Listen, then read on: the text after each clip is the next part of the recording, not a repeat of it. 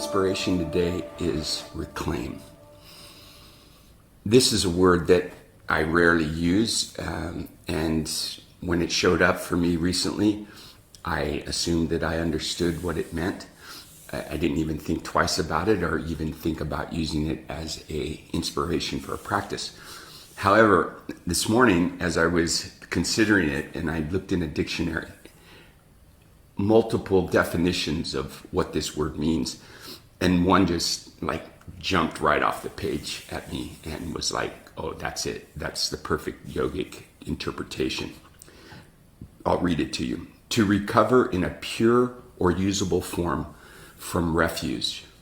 Now, what caught my attention was that from refuge, because it's literally saying that we can go hunting, go searching into the hubris and junk of our life and find something that's pure or something that has use still.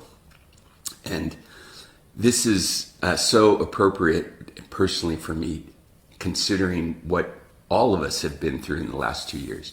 This loss and this grieving of so much that we maybe took for granted, that I took for granted, just gone. That ease to teach, for instance, just showing up with a gathering of people in person.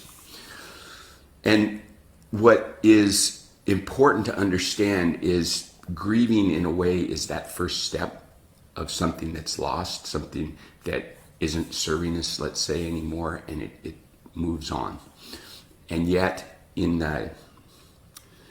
there's an opportunity to re-engage with some of this stuff that is lost its purpose. And if nothing more than being grateful for that point in your life when that thing was helpful and it gave you insight, that gave movement, gave you a gift to move further, to grow into something more than you currently were. How this applies on a yoga mat, there are many examples of practicing physical yoga and losing the ability to do something, losing the flexibility, losing the strength. And yet, in the process of getting to that point, if your practice is consistent, you've picked up these little tools, these little insights that help you move further. And that's important.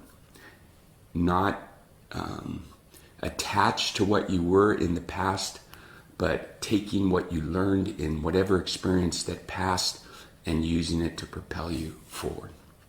So let's begin in child's pose.